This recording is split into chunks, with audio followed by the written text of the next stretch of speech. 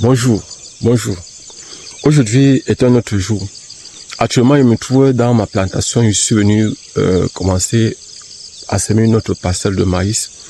Donc, aujourd'hui, dans cette vidéo, nous allons parler du richissime homme d'affaires nigérian.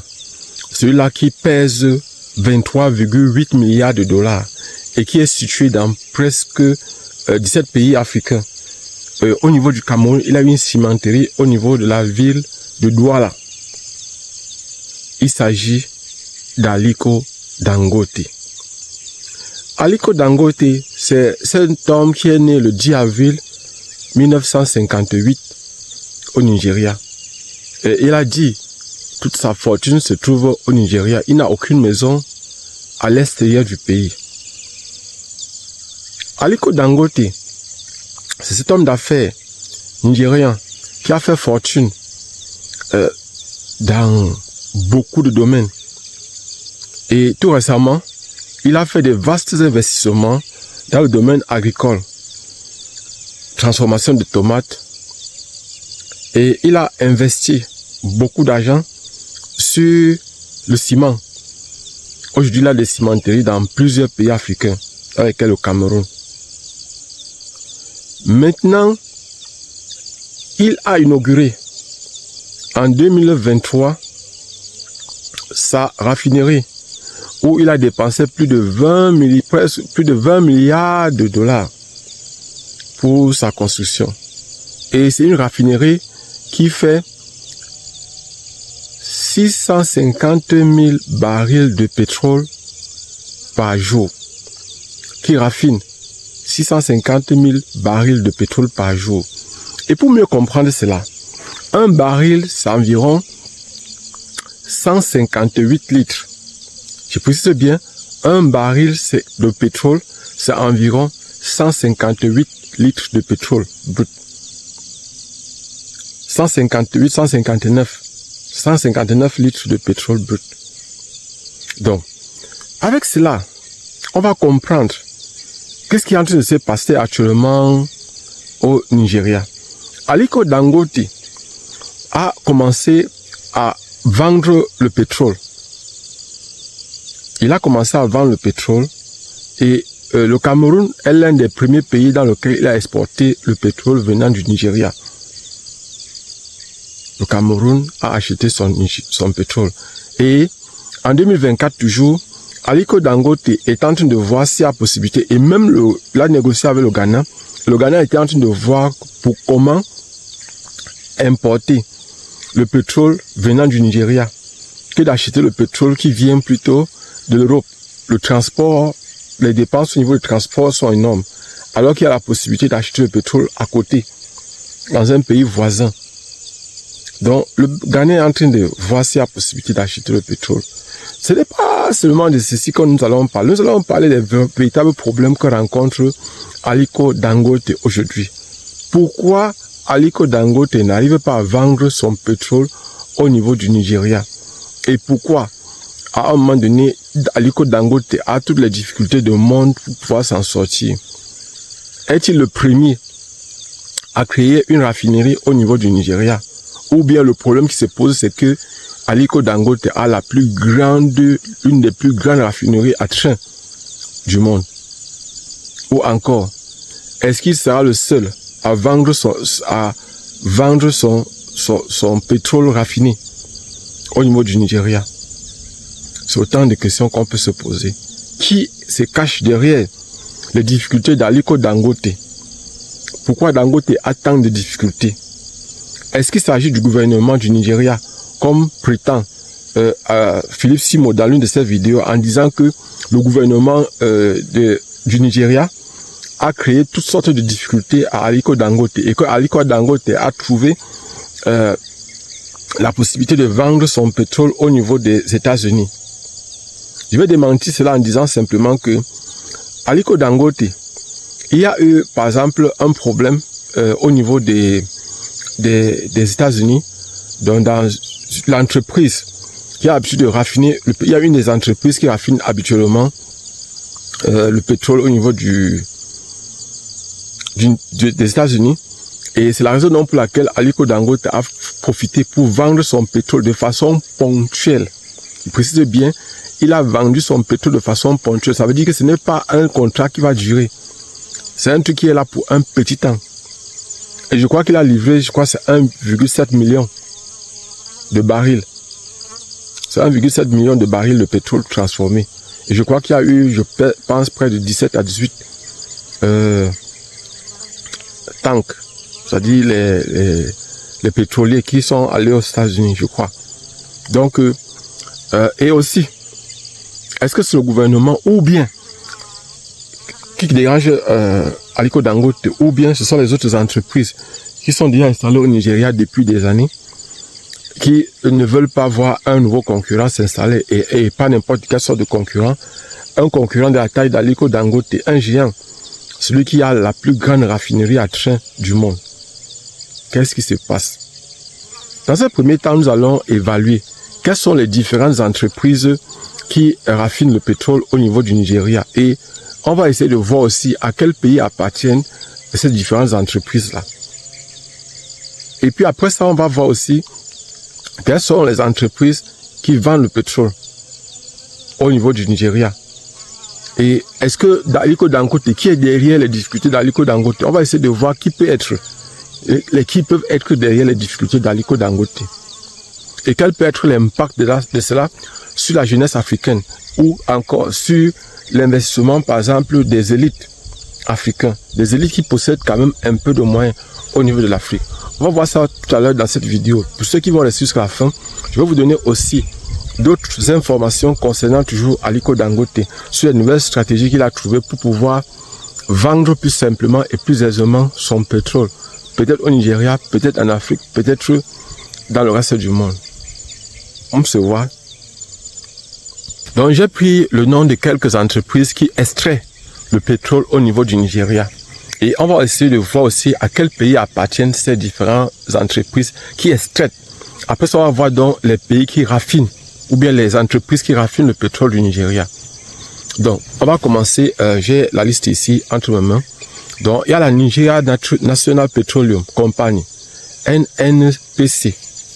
Le pays d'origine, c'est Nigeria, c'est une entreprise d'État, une entreprise publique. La gestion des ressources pétrolières du pays, donc c'est elle qui est cette entreprise qui gère les ressources pétrolières du pays. Donc, maintenant, deuxième entreprise qui extrait le pétrole, on a la Shell Petroleum Development Company. Le pays d'origine, c'est les Royaumes-Unis. On a ExxonMobil. Le pays d'origine, c'est les États-Unis.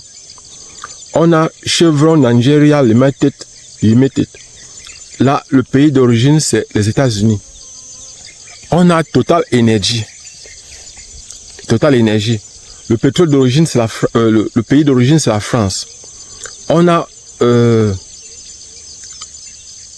Seplat Energy.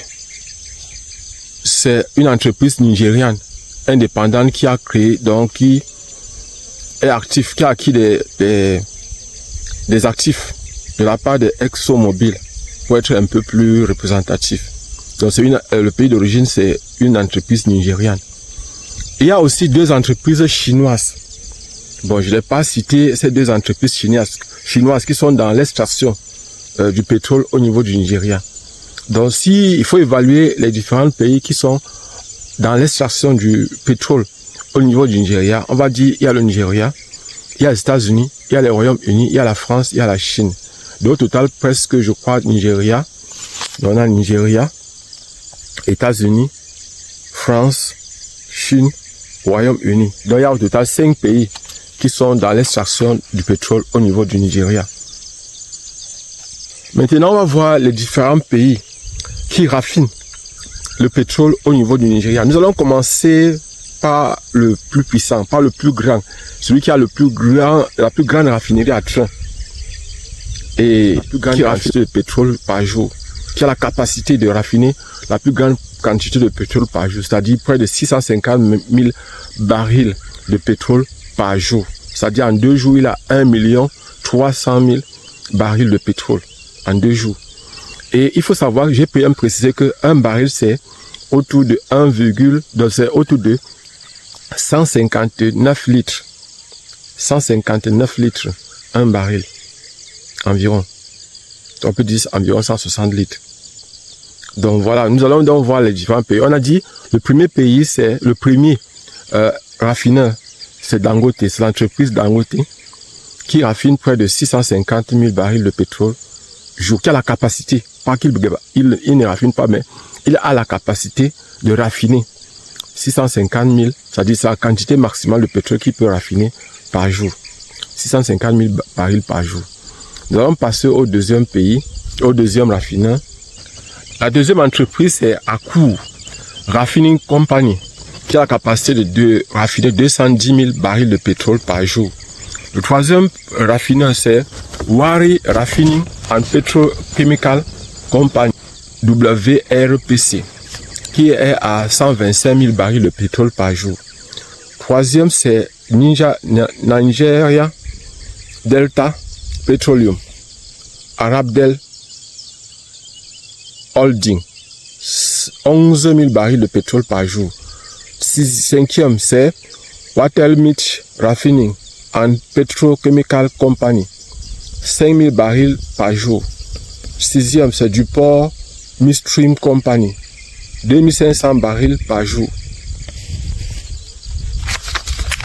Et on a OPAC Raffinerie, 10 000 barils par jour.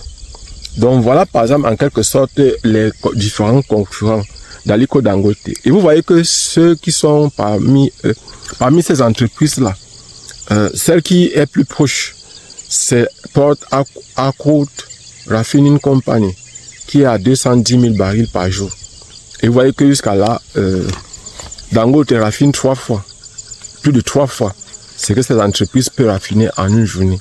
Donc, la plus grande entreprise de raffinerie au Nigeria, c'est l'entreprise de Aliko Dangote.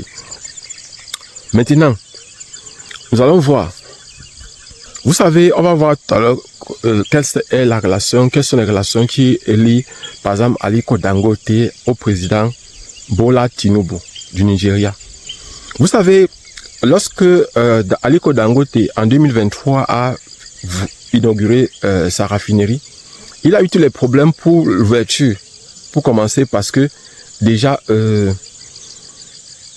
Nigeria ne voulait pas lui donner l'autorisation. Parce qu'on disait qu'il n'est pas autorisé à raffiner le pétrole au Nigeria. Parce qu'il lui fallait une autorisation. Mais le problème a été vite résolu. Après un temps donc, en 2024, il a eu tous les problèmes du monde. C'est-à-dire, le président du Nigeria, Bola Tinubu, a demandé que à la NNCP de donner la possibilité à Aliko Dangote d'acheter le pétrole au Nigeria et de raffiner au Nigeria. Donc, c'est comme si les entreprises qui extraient le pétrole ne voulaient pas lui vendre le pétrole. Parce que j'ai l'impression que c'est comme si c'est pour Philippe Simo, l'entrepreneur africain, celui qui a fait le projet Back to Africa.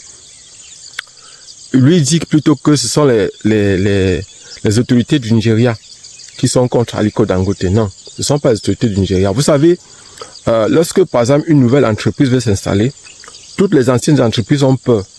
Et il faut avouer que les Occidentaux et les différentes entreprises qui sont déjà installées ont peur de la concurrence. Pourquoi? Parce que Aliko Dangote est un géant. Aliko Dangote a les moyens. Aliko Dangote peut faire en sorte que leur chiffre d'affaires diminue. Le gouvernement n'a rien à gagner parce que n'a rien à perdre ou rien à gagner parce que plutôt Aliko Dangote en venant va créer des emplois, va payer des taxes, va faire en sorte que l'économie puisse mieux fonctionner au niveau du Nigeria. Donc l'État du Nigeria n'a même pas, sauf si peut-être Aliko Dangote a des intentions peut-être présidentielles ou soutient notre candidat, c'est son implication dans la politique qui peut faire en sorte qu'il ait peut-être des difficultés au niveau du Nigeria. Mais en dehors de ça, je ne vois pas peut-être pourquoi est-ce que le gouvernement du Nigeria pourrait lui créer des problèmes. Vous avez vu, il y a le Royaume-Uni derrière. Il y a par exemple, parmi les gens qui exploitent le pétrole, il y a le Royaume-Uni, il y a les États-Unis, il y a la France, il y a le Nigeria, il y a la Chine. Et vous voyez que c'est pas facile pour, par exemple, ces différentes entreprises-là d'accepter parce que Total, par exemple, Énergie extrait, Total Énergie raffine, Total Énergie vend. C'est un exemple que je prends parmi tant d'autres. La Shell extrait, la Shell, ExxonMobil extrait, ExxonMobil raffine, ExxonMobil vend. Et vous voyez par exemple que si ces entreprises-là extraient et vendent, Dangote est comme une menace, est comme un caillou dans la chaussure de ces différentes entreprises-là. C'est certainement elle. Et vous savez, au niveau de l'Europe ou au niveau de l'Occident, les États défendent les entreprises qui viennent de chez elles, de chez eux, ces États-là. Ils défendent vigoureusement ces entreprises. Quelle est donc la relation de Aliko Dangote et de Bola Tinubu? Quelles sont les relations qu'il y a ces deux hommes? L'un est le président du Nigeria, l'autre est le président directeur général des entreprises Dangote, l'homme le plus riche d'Afrique, l'homme qui pèse 28,8 milliards de dollars, l'homme le plus riche d'Afrique. En avril 2024, le président Bola Tinubu a félicité le richissime homme d'affaires Aliko Dangote pour ses différentes réalisations, surtout au niveau de l'entrepreneuriat, pour son financement de l'entrepreneuriat jeune. Et vous savez que avant, les premiers pétroles que l'entreprise de Aliko Dangote a raffiné provenaient du Brésil, provenaient des États-Unis. Il avait acheté le pétrole brut aux États-Unis, il avait acheté le pétrole brut au Brésil. Pourquoi? Parce qu'il avait des difficultés. Et c'est donc la raison pour laquelle en novembre 2024, le président Bola Tinubu a invité Dangote pour une discussion afin qu'il puisse être livré sur place au Nigeria, que ces entreprises soient livrées sur place. C'est-à-dire que les entreprises d'Aliko Dangote aient du pétrole brut pour son raffinage. Donc voilà, ça veut dire que entre le président Tinubu, et n'oubliez pas que le président Tinubu et Aliko Dangote sont dans le même parti politique. Donc il n'y a aucune raison que, par exemple, Aliko Dangote, que par exemple, ce sont les entreprises et les pays qui mettent la pression. Nous étions les premiers, nous sommes venus hausser votre économie. Il ne faut pas aussi que vous puissiez faire les choses pour nous empêcher. Et vous voyez par exemple, on voit l'impact de tout ce qui est en train de se passer au Nigeria avec le système homme d'affaires Aliko Dangote sur le reste des pays africains. Vous savez, la jeunesse africaine aujourd'hui a et pas seulement la jeunesse africaine, ça dit surtout la jeunesse nigériane, a les yeux braqués sur l'homme leader, l'homme qui est l'exemple, un modèle de réussite, Aliko Dangote. Toutes les difficultés qu'il a motivent les jeunes aujourd'hui à comprendre que le monde de l'entrepreneuriat n'est pas un long fleuve tranquille.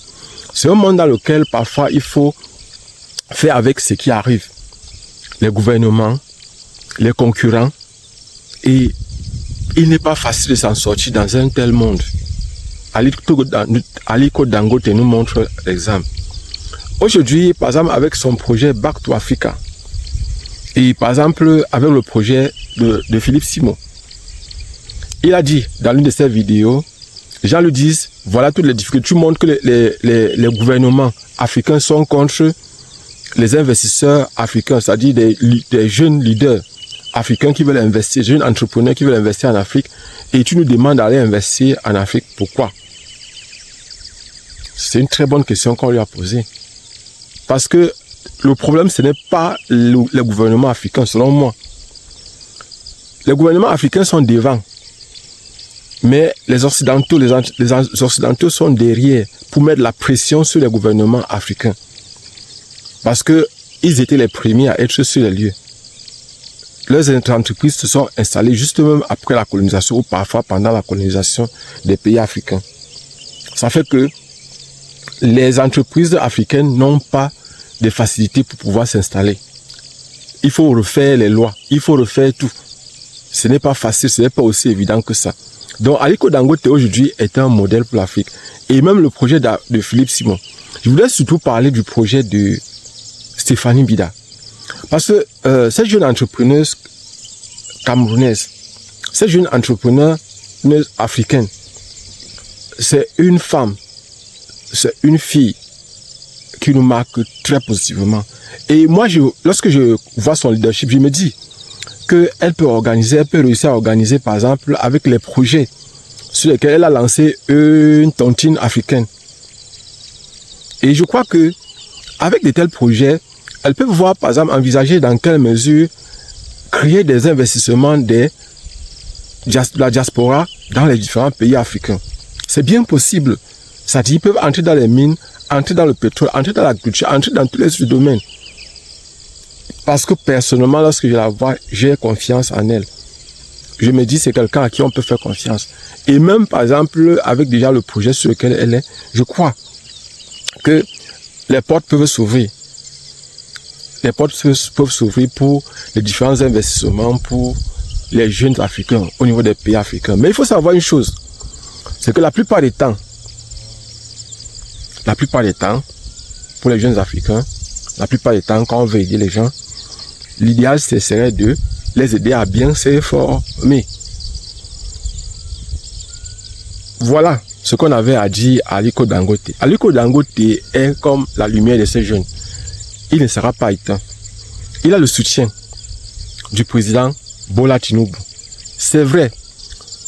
Ce soutien de Bola Tinubu, on ne sait pas jusqu'à combien de temps ça va durer. Dans la mesure où Bola Tinubu reçoit la pression des investisseurs venant des Royaumes-Unis, venant de la Chine, venant de la France, venant des États-Unis. Mais il y a quelque chose qui nous rassure quand même. Ce qui nous rassure, c'est qu'il y a un nouveau président qui est arrivé aux États-Unis. Et c'est un président qui ne veut plus la guerre. C'est un président qui ne veut plus le désordre dans les différents pays. C'est un président qui veut que le business tourne, que chacun s'en sorte. Et je crois que le Nigeria a le vent en poupe. Je pense que les pays africains ont le vent en poupe. C'est l'instant d'investir. C'est le moment d'investir si vous avez la possibilité. Que ce soit aux États-Unis. Les États-Unis les gens vont devenir encore de plus en plus riches. En Afrique, les gens vont devenir de plus en plus riches. Vous voyez, par exemple, pour le moment, je suis dans mon champ, je suis dans ma plantation. C'est vrai, il menace de pleuvoir, mais je suis venu travailler, je suis venu s'aimer. Et je vais s'aimer tout à l'heure. C'est vrai que je vais un peu vous montrer pour que vous puissiez voir. Il y a la parcelle que, mais c'est ici, voici la ficelle que j'ai attendue. J'ai attendu la ficelle tout à l'heure. Voici la ficelle ici. J'ai attendu la ficelle. Donc tout à l'heure, là, je vais me mettre à s'aimer. Je sais ma ligne jumelée. Vous voyez, par exemple, là, ça pousse déjà. Et je vais utiliser les herbicides. Parce qu'au départ, ils ne voulaient pas utiliser les herbicides, mais j'ai vu que, imagine un peu, regardez par exemple, c'est beaucoup. Je ne peux pas, on peut pas réussir à sacrer ça. Ça sera trop cher. Donc s'il faut par exemple travailler comme ça, s'il faut par exemple aller au marché, s'il faut par exemple payer les gens pour défricher, pour enlever les herbes là, ça va devenir trop cher. Donc je vais utiliser ici là les herbicides. Et vous voyez par exemple, si je ramène ça au marché, on va pas faire la différence entre ce qui est cultivé bio et tout ça. Donc l'idéal c'est de faire comme tout le monde le fait ici. Avec si pour cultiver bio ici, on ne peut pas cultiver sur les grands espaces. Ça demande trop de moyens. Trop de moyens. Abonnez-vous et partagez au maximum possible. Pour ceux qui vont faire les prépas concours, nous sommes là. Pour ceux qui veulent parler des ruches, nous sommes là. Abonnez-vous et on se voit prochainement. Inch'Allah.